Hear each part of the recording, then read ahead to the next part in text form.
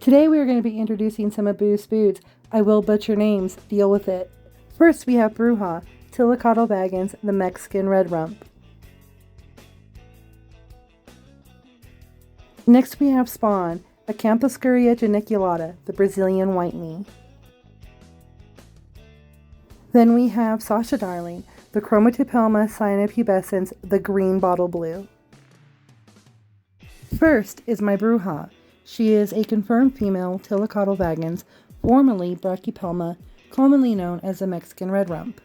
In the wild, this tarantula is found from the Yucatan Peninsula to northern Costa Rica. In the 90s, a small isolated population was found in Florida, but the numbers there are dwindling, believed to be because of pesticides on prey insects. These are terrestrial tarantulas, but given the opportunity they will burrow, though they are known to be great display tees at larger sizes. While they are generally docile, they can become defensive if startled, and they will kick hairs while bolting to hide.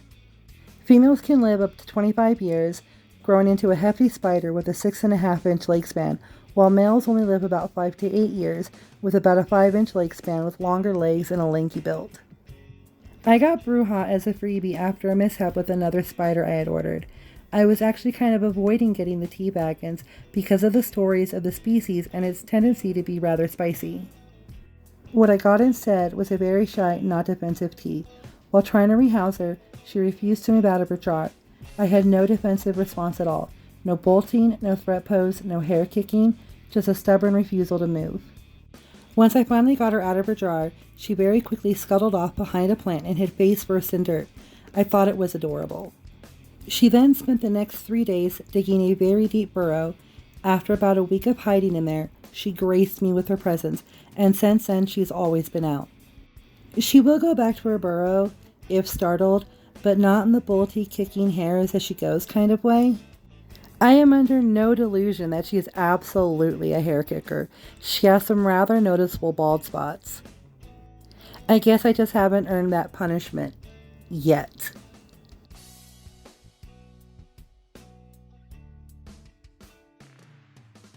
Next is Spawn, the Acanthoscurria Geniculata, commonly called the Brazilian white knee, giant white knee, or the white-banded tarantula.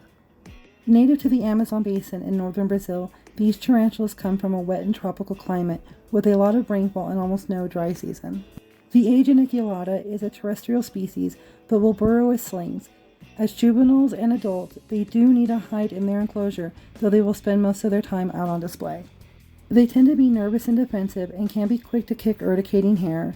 Their venom isn't medically significant, but because of their larger size, it can cause quite a bit of mechanical damage if they do bite. They also have an amazing feeding response, which makes them fascinating to watch. Very quick to take down prey, sometimes even jumping, lunging, and rolling in the takedown. Females can live up to about 20 years, reaching maturity at about 3, and grow to around 8 inches and are bulky in size. Some people have even reported their females reaching an impressive 9.5 inches. The males, however, live 4 to 5 years, are thinner with longer legs and a smaller frame, growing to a leg span of 6 to 7 inches, maturing at about 2.5 years, depending on your husbandry. Spawn is actually my second A. geniculata. I lost my first, Stormy, to a very bad molt. I really struggled with that, and I questioned if I had done something wrong. I had done a lot of research before getting into keeping, and in my head I knew that bad molts just happen. So a few days after I lost Stormy, I added a 2-inch suspect female to an order I was waiting on from Micro Wilderness. I was so happy to see her listed. I named her Spawn of Satan II, after Stormy, who was a hair-kicking demon. I'm happy to say that Spawn is actually very calm and hasn't tried to hair me. Though I don't think she really likes it when I fill her water bowl. She'll rush over and smack at it. Last is my Sasha Darling, my Chromotopelma Cyaneopubescens, the green bottle blue, or the GBB.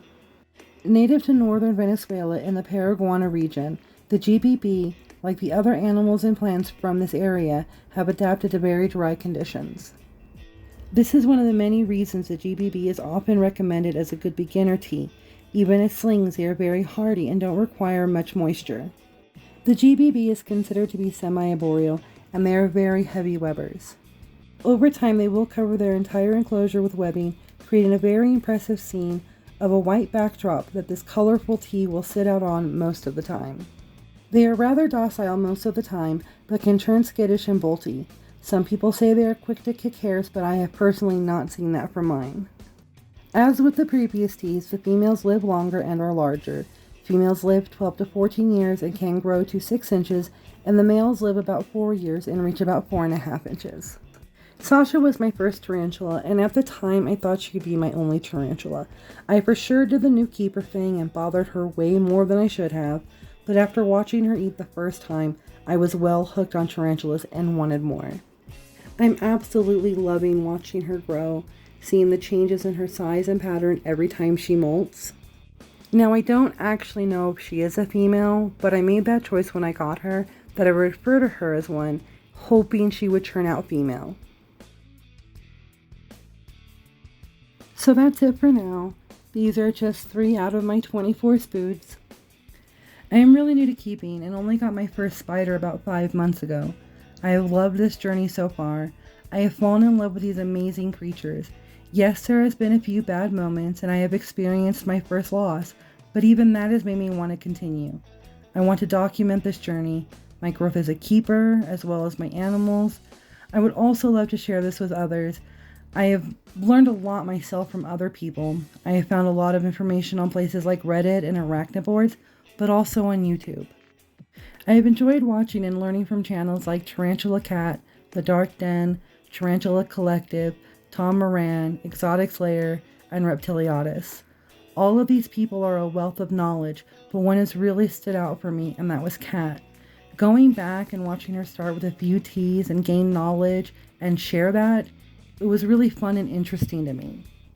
In contrast, watching people with years and years of experience sometimes gave me like a false confidence of, oh, well, this will be easy.